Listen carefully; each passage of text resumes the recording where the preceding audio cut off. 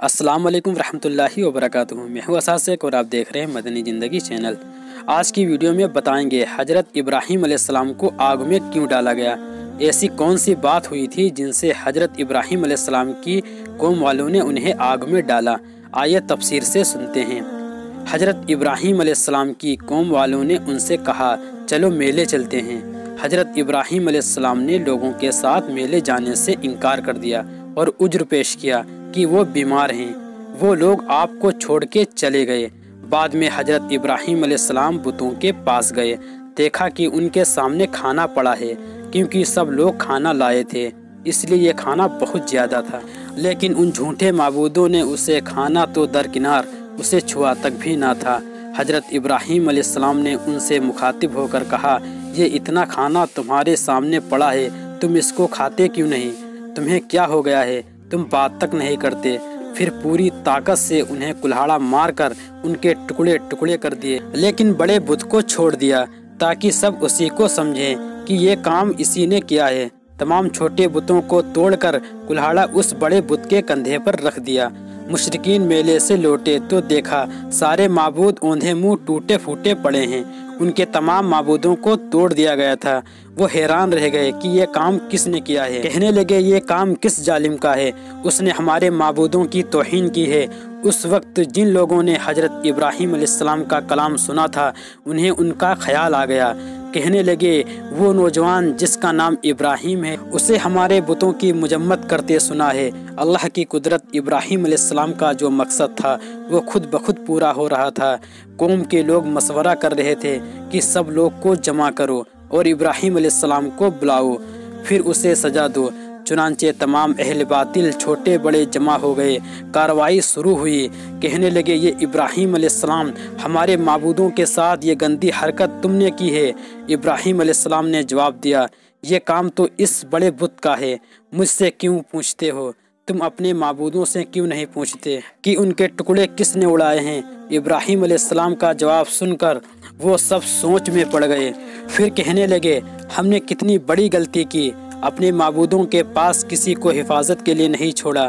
اس قدر واضح بات محسوس کر کے بھی وہ ظالم ایمان نہ لائے، بلکہ شیطان نے ان کے دلوں میں وسوسہ ڈالا اور اس نے غور و فکر کر کے کہا، ابراہیم علیہ السلام کیا تمہیں علم نہیں، یہ بے زبان ہیں، یہ بول نہیں سکتے؟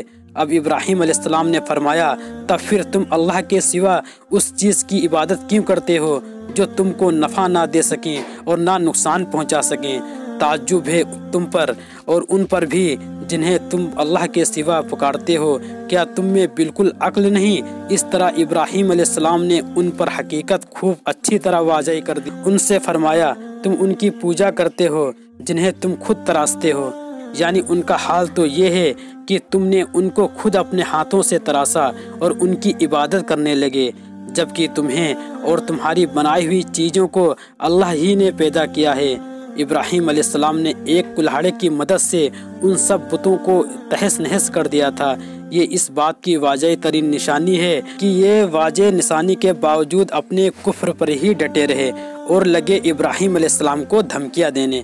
کہنے لگے اس کے لیے ایک آتش کدہ بناؤ اور اسے دہکتی آگ میں ڈال دو۔ پھر ان لوگوں نے ایک چٹیل میدان کا انتخاب کیا جہاں مٹی نام کی کوئی بھی چیز نہیں تھی۔ اس میدان کو پتھروں کی باڑ کے ساتھ گھیر دیا گیا۔ پھر سب لوگوں کو حکم دیا گیا کہ وہ لکڑیاں جمع کریں، گھیری ہوئی جگہ میں رکھ دیں۔ پھر سب لوگ لکڑیاں جمع کر کے وہاں لانے لگے، یہاں تک کہ عورتوں اور بچوں نے اس کام کے لیے بڑھ چڑھ کر حصہ لیا۔ میدان میں اتنی لکڑیاں جمع ہو گئیں کہ زمین نظر نہیں آتی تھی۔ یہ لکڑیاں زمین پر ایک اونچی دیوار محسوس ہوتی تھیں۔ ان لکڑیوں کو آگ لگائی گئی۔ جب آگ کے شعلے آسمان سے باتیں کرنے لگے تو انہوں نے ابراہیم علیہ السلام کو آگ میں ڈالنے کے لیے ایک جھولا تیار کیا گیا۔ اس میں سیدنا حضرت ابراہیم علیہ السلام کو رکھا گیا۔ اس وقت آپ نے یہ دعا پڑھی، حسبنا اللہ ونعم الوکیل، ہمیں اللہ کافی ہے، وہی بہترین کارساز ہے۔ ये दुआ हर मुसीबत, हर गमजदा को पढ़ना चाहिए। बुखारी शरीफ में है, रसूलुल्लाह सल्लल्लाहु अलैहि वसल्लम ने फरमाया, हस्बुनल्लाहु व निअमल वकील। इब्राहीम अलैहिस्सलाम ने उस वक्त फरमाया था जब उन्हें आग में फेंका जाने लगा था। मतलब ये, हम अल्लाह ही पर भरोसा करते हैं, उनके अलावा किसी पर भरोसा नहीं। बाज रिवायत में है, जब इब्राहीम अलैहिस्सलाम को आग में डाला जाने लगा तो जिब्राइल अलैहिस्सलाम आए और कहा, ये इब्राहीम, कोई हाजत हो तो मैं हाजिर हूँ। इब्राहीम अलैहिस्सलाम ने फरमाया, अगर तुम अपनी मर्जी से आए हो तो तुम्हारी कोई ज़रूरत नहीं। एक दूसरी रिवायत में है कि बारिश के फरिश्ते ने हाजिर होकर कहा, ए इब्राहीम, मुझे हुक्म दीजिए, मैं बारिश बरसा कर इस आग को बुझा दूं।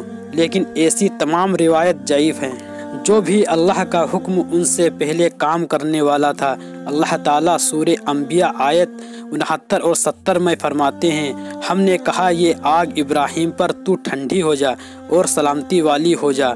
उन्होंने इब्राहीम अलैहिस्सलाम का बुरा चाहा, लेकिन हमने उन्हें ही नुकसान पाने वाला कर दिया। चुनांचे जब हजरत इब्राहीम अलैहिस्सलाम को आग में डाला गया तो वो ठंडी हो गई। उसने ना इब्राहीम अलैहिस्सलाम के कपड़े जलाए, ना जिस्म के किसी हिस्से को नुकसान पहुंचाया। सिर्फ वो रस्सियां जलाईं जिनसे हजरत इब्राहीम अलैहिस्सलाम को बांधा गया था। सुबहान अल्लाह। लोग आग के गिर्द इस इंतजार में खड़े थे कि जो ही उन्हें आग में फेंका जाएगा वो जलकर राख हो जाएंगे। लेकिन वो ये देखकर हैरान रह गए कि इब्राहीम अलैहिस्सलाम बड़े शान से आग के दरमियान बैठे हैं। बाज रिवायत में है कि इब्राहीम अलैहिस्सलाम फरमाया करते थे, मुझे उन दिनों जो राहत और सुकून हासिल था वैसा आग से निकलने के बाद नहीं हुआ। लोग इस मौजज़े को देखकर हैरत ज़दा थे कि इब्राहीम अलैहिस्सलाम आग से निकले। इतना बड़ा मौजज़ा देखने के बावजूद लूत अलैहिस्सलाम के सिवा कोई शख्स बाबुल शहर से उन पर ईमान नहीं लाया। अल्लाह ताला फरमाते हैं, बस इब्राहीम अलैहिस्सलाम पर लूत ईमान लाए। मतलब ये पूरे बस्ती से लूत अलैहिस्सलाम थे जो आप पर ईमान लाए। ये बाकी तमाम लोग कुफ्र पर ही डटे रहे।